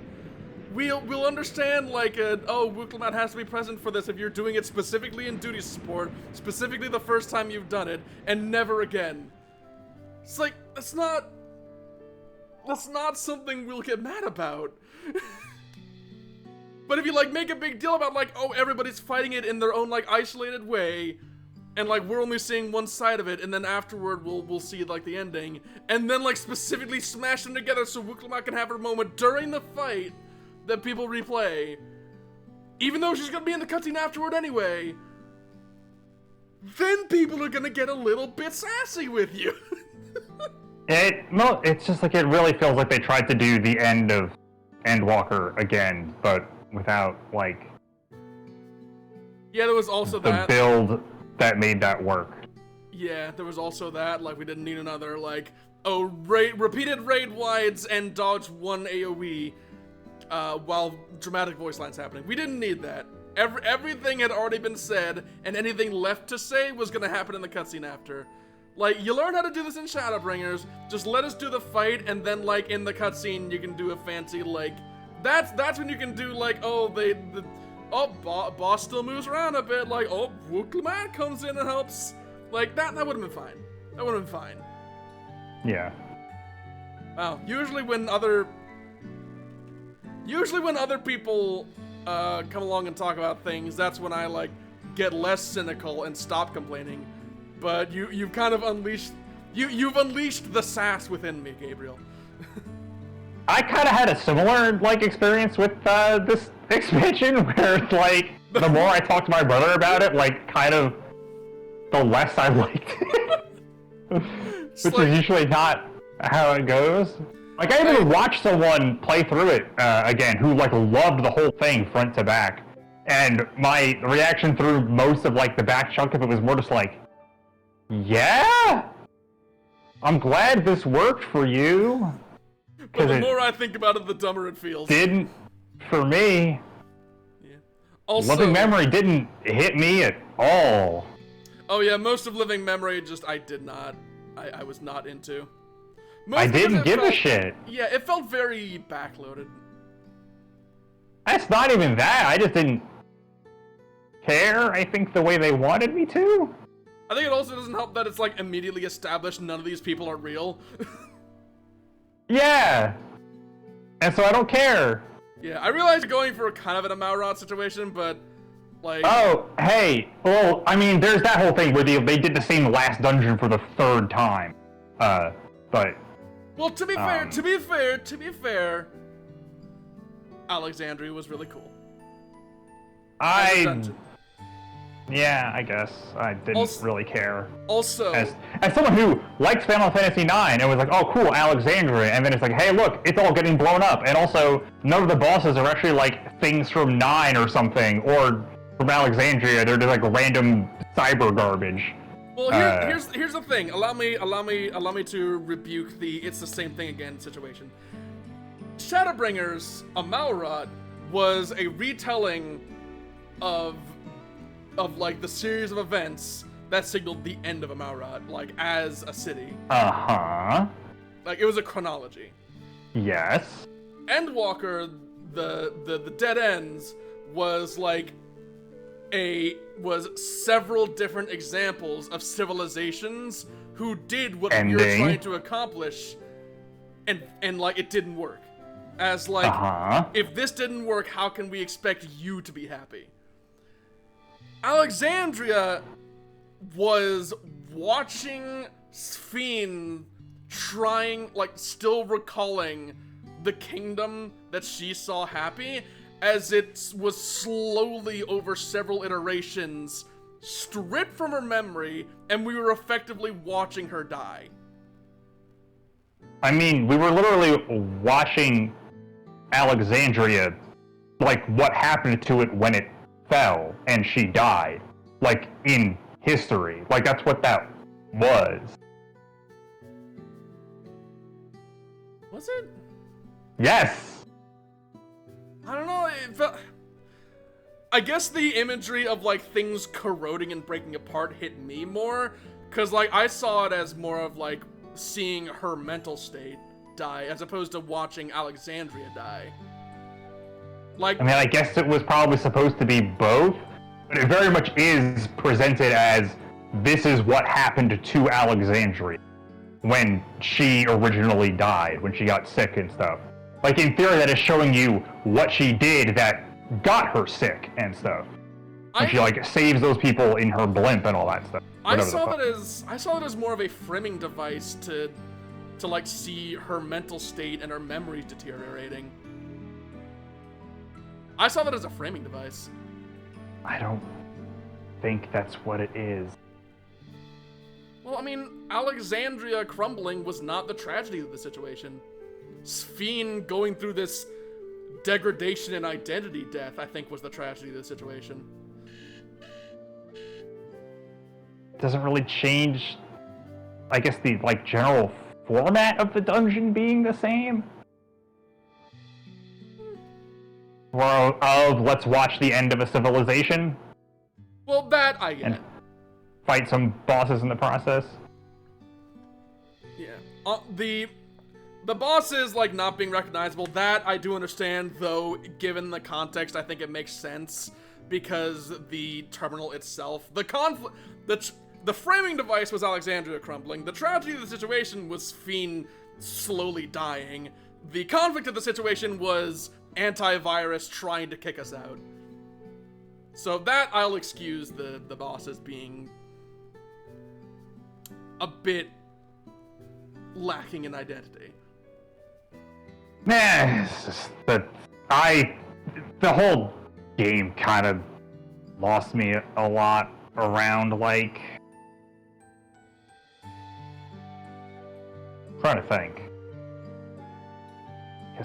Probably. Actually, I guess really once you go into the dome. Really? That's what the game picked up for me. Playing the same 3 Final Fantasy IX tracks. Oh, I didn't recognize the Final Fantasy IX stuff because I haven't played Final Fantasy IX. I mean, did you notice a bunch of music that was a way different audio quality than everything else in the game?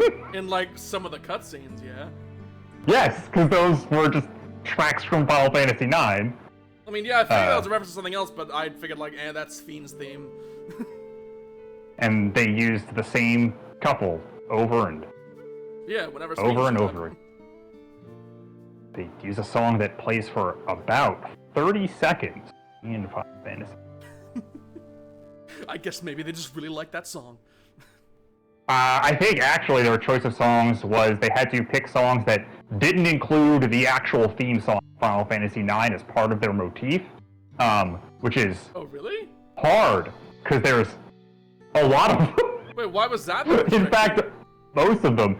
It just seems like that's what they did, because all the ones they did use, that is true.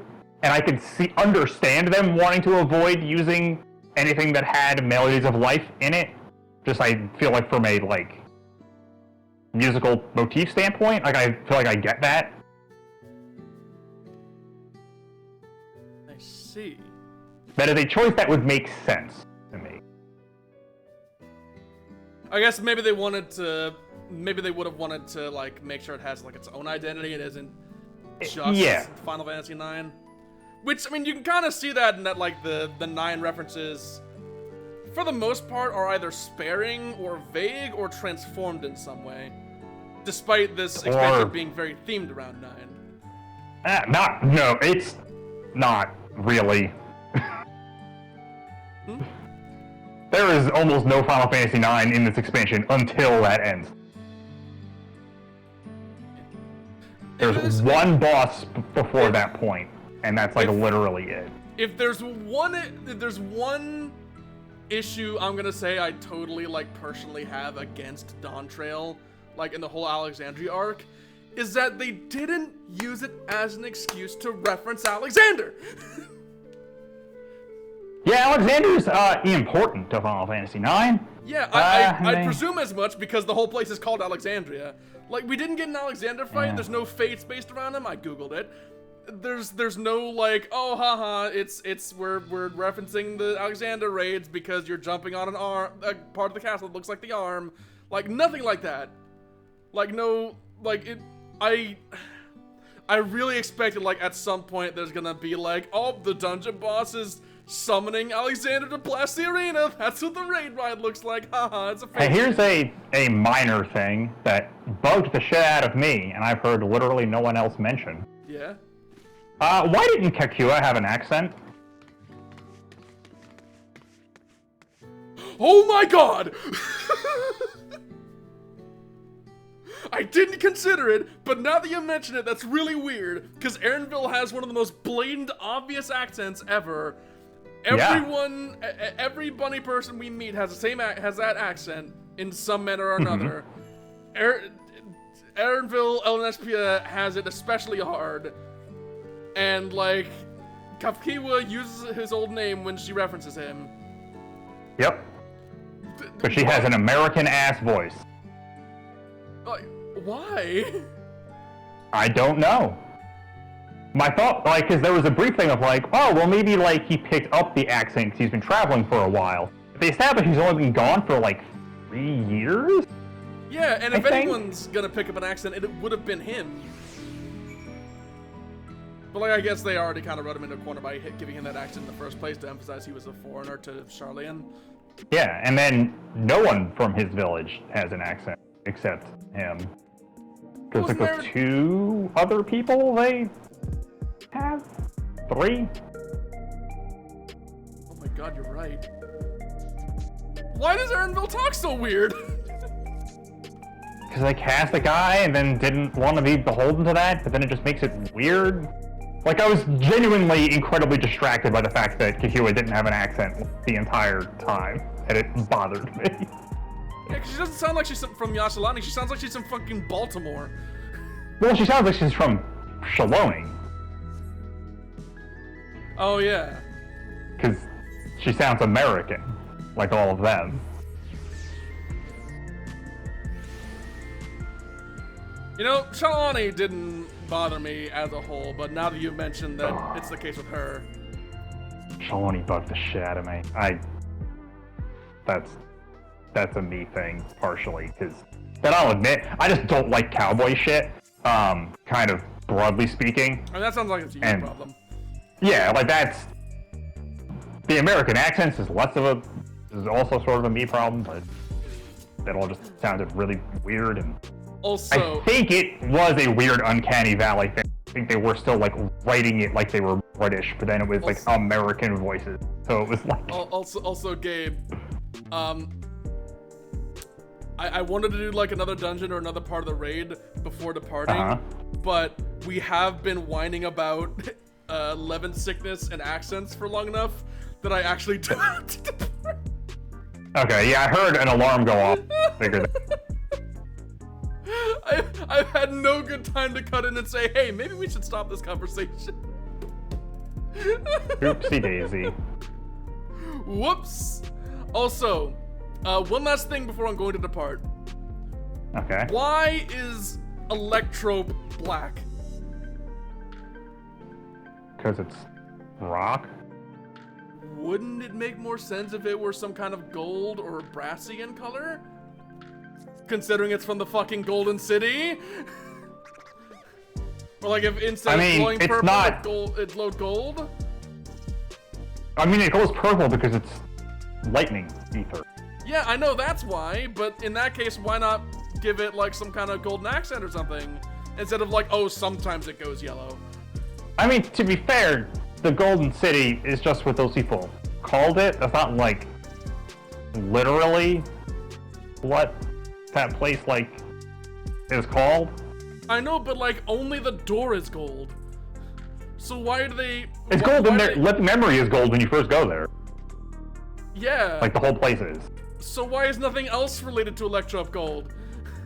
Because it's not necessarily gold because of Electrope. It's gold because of, I think, weird soul shit. Fucking. Why not? Because there's all that weird. If you go back there's all the weird like yellow soul stuff, kind of just like floating around still. Yeah, I know, but in that case, like, why not be a bit silly with it? Make it fucking the Rosen City. Make everything like rose tinted. Haha, it's red and pink. It's a joke because of rose tinted glasses. It's how you remember things. Because the Golden City is a real myth thing. Yeah, I know, but then like the myth could like have a couple layers of cleverness to it instead of like, oh, it's just fucking El Dorado. Now I'm just thinking about something else that I'm about to send you later. El Dorado. The more I think of this, the more I notice little things that like have like a bunch of wasted potential. Wow, now I'm. So how do you like having a zone that's just a gray box now? Because that also bothers me. Yeah, I get the impression they're gonna bring it back. There's no way they put all that money into those visuals. It's like I get it, like thematically. I get what you were trying to do. I do like. But the end result is just now. It's just literally a single gray texture over like the entire zone, and the music is bad now. Cool. The impression I get is that we're gonna somehow resurrect the place in like a post expansion quest. Yeah. Well, because apparently someone was lying, and that shard isn't as fucked up as they said it was. Yeah. Which is a thing that I admittedly did not pick up on with that ending until I saw someone else mention it. Well, that I'd also missed, but I'll have to investigate that another time. Oh, because the sky is normal after you beat Sphene. Oh. Maybe that was just an artistic choice. And it's supposed to have been covered in lightning and a hellscape outside of that place. Oh yeah, they've been channeling all the lightning through Electrope for like centuries. So maybe they already solved the problem. And didn't tell anyone. Or they didn't think about it because they were too busy enjoying their golden shower or whatever. They needed to have control. Ah. Well, because there's like preservation and whatever. Yeah. Which they didn't really go super deep into, and presumably will be the patch content. Yeah, that and Galuljaw probably being a shitty king. I mean, yeah, right, and also, I guess maybe finding out who his mom was. Oh yeah, there's also that we did. Considering they could have at least had other Mamul-Ja in the dome somewhere, but there are literally none. And that is the other thing that kind of drove me nuts. Yeah, I get the impression that, like, there's probably some, maybe it was saying that, like, they didn't want to try and figure out at the time. They're like, how do we write this? How do we write this? How do we write this? Who could his mother possibly be? How the hell do we write this?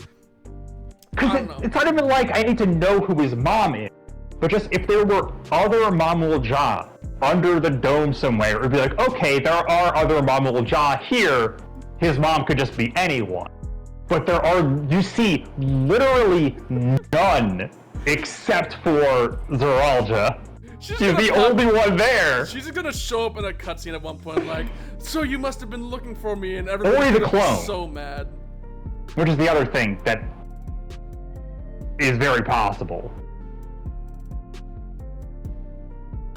Yeah. I do want to let you know that on the subject of not being able to really get on board with Living Memory, it will forever be in my brain as, like, rather than Shadowbringers had this fantastic finale, Endwalker had this, like, great wrapping up and calling up of previous elements, Dawntrail will be remembered by me for giving us the quirkiest genocide ever written. Okay, as soon as she showed up, it was like she's evil. Like, duh, she's gonna be the final boss. They're doing meteoning. Oh yeah, I was calling that out, like, immediately, like, oh, you're definitely gonna try and murder us later. Like, even I picked up on that. God. Like, Meteon to me was just like, oh, this is a weird side character. I wonder what this tangent's all about. Like, okay, when do we get back to the main plot? And then, like, turns out, like, oh yeah, she's the villain. Yeah, and then Sphene shows up and it's like, oh, they're doing Meteon again. She even, like, kind of vaguely looks like her. Yeah, she does have the head shape, doesn't she? Yeah, and it's, yeah. And then in the final boss, she gets the wings, but it's like kind of like circle wings. She's a robot. He's a robot. I do still like the majority of that fight, though. It's a pretty cool fight. Yeah. But anyway, that's gonna be where I leave things off. I need to go. Right. But you wanna be part of the sign off, or should I just hang up and not hit you with Yeah, you just hang out, go do your thing. I'm gonna go do my thing. Okay.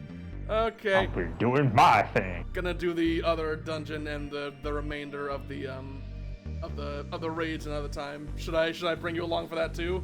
Yeah, hit me up. I'll be around all weekend. Yeah, fuck it. But Except for, I guess, late tomorrow night. Technically, I'll be doing something yeah. important. But anyway, I'll hit you up another time. All right. Bye. But yes, thank y'all for coming. Those who were here for the start, those who came in later, and especially for all y'all catching the VODs after the fact, and also those all who enjoyed us, like, very sloppily whining about Dawntrail for the last, like, quarter of that. I appreciate your viewership and your company, and until the day comes when we all meet again, I bid you good day, and goodbye, world.